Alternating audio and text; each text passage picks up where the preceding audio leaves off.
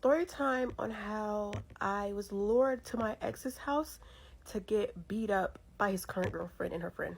I feel like I've told pieces of this story on my page before, but let's get into the whole story because it's kind of funny now that years have passed. So when I was dating my ex, one night I had went to visit my family a few hours away, and he stopped responding to text messages and calls. So on my way back to my house after I finished visiting my family, I stopped by his house and found out he was cheating on me. Some girl answered the door. The next day, he called me, he texted me, we talked about it, and I was basically being I can't believe you were cheating on me. I could believe it, but I was like, I can't believe you're cheating on me. And then to be cheating on me with James Harden. I called the girl James Harden. I called her Medea. I called her all types of names, which only because the way she was acting at the door, that's her man. Bitch, this is her house or something. She was opening the door who are you? No, who are you? This is back when I was in college now, so give me a little bit of grace.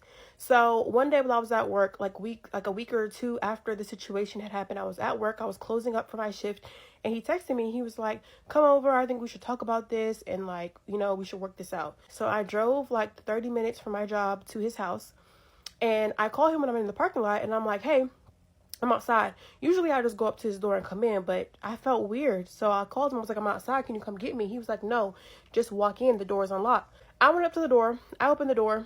Directly in front of him is the door when you walk in. It's the living room. And then to the side behind the door is the kitchen and the dining room. So I walked in and he was sitting in the living room on his little futon, playing a game, smoking. So I walk in, I see him. I'm like, okay, cool. Nobody's in there. I close the damn door, and behind the door in the kitchen was these two big linebackers, James Harden and her friend. We're going to call her friend Mattress, because I'm telling you, this is the biggest girl I've ever seen in my life. She could be on 600-pound life. And I was like, oh my God, this is the day I get my ass beat. So I walk in and I close the door because it's all right, cool. I just accepted my fate. I'm just going to get my ass beat. That's fine. At this point, I didn't know that he had told her everything I said about her. So I walk into the room and I'm like, so what's up? And he's basically he was sitting on the couch and he was basically okay, so what happened is basically I don't really like you. You're just a fun girl. And this is who I want to be with. She's more mature. She's met my daughter. And she's who I'm going to end up with. You're nothing. You're just somebody to have fun with. So I'm sitting here and I'm listening to it. And I'm like, okay, now what? Okay, this is great. Now what? And so she walks up to me. And she's like, yeah, so basically I came here to fight because he showed me the messages of you saying I look like James Harden. I don't know why I said that. I was like, look, I was like, a bitch to fight you and a mattress. I said, hey, actually, I'm sorry. I said, I'm sorry about that. I apologize. I was just angry. She's coming close to me. And so I start moving around the futon, and basically we're just going in a circle because I'm basically running at this point because I'm not about to sit here and fight no two big. Are you dumb? So I was like, no, I'm not about to put my head between the washer and dryer. Are you serious? So as we're circling, this damn girl decides to pick up the futon and move it so I can no longer circle her around the futon. Now I'm really scared. Who is this bitch? I didn't know you invited John Cena over here. And that's when he exits the apartment. I guess he got scared, or maybe he didn't want to see me get beat up. He puts his shoes on and he leaves the apartment. So now it's just me and the other two girls in there.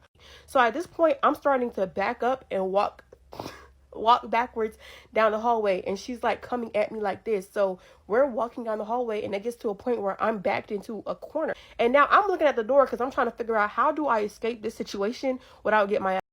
I look down the hallway, and Mattress is sitting stacked up in front of the door, blocking my way out of the door. So I'm telling the girl, if you put your hands on me, I'm calling the police. I'm gonna call the authorities. If you're gonna come fight me, come fight me. Why did you bring your big ass in for support? And mind you, this girl lived hours away, so she drove hours to beat me up. It's I'm not about to have this girl have bragging rights talking about she dragged me up and down the day. Hell no. So she puts her arm up on the wall to steady herself. I go under her arm and I try to leave out the door, and her friend's at the door, and she's like, oh, where you going? Where you going? Where you going? We need to settle this now. We need to settle this now. And I'm like, I can't push no mattress over. So now I'm at the door. I'm like, damn, I'm still stuck in here. So she notices that he's not in the house anymore, and she starts trying to call him to get him to come back to the house. And while they're busy doing that, I sneak out of the front door and I get in my car. So I'm starting to put my car in reverse to back out and leave, and these flying out the damn door. So I start to go back up, and I'll be damned if the mattress and her don't come to my window, and they're like knocking on my window, like, down the window, we just want to talk. We don't want to fight anymore. We just want to talk. I'm scared. I know what you're trying to do, ho. Trying to get me to down my window so you can snatch me out of the window by my damn braids. Hell no. Actually, I didn't even have braids. I had on a glueless a headband wig at the time.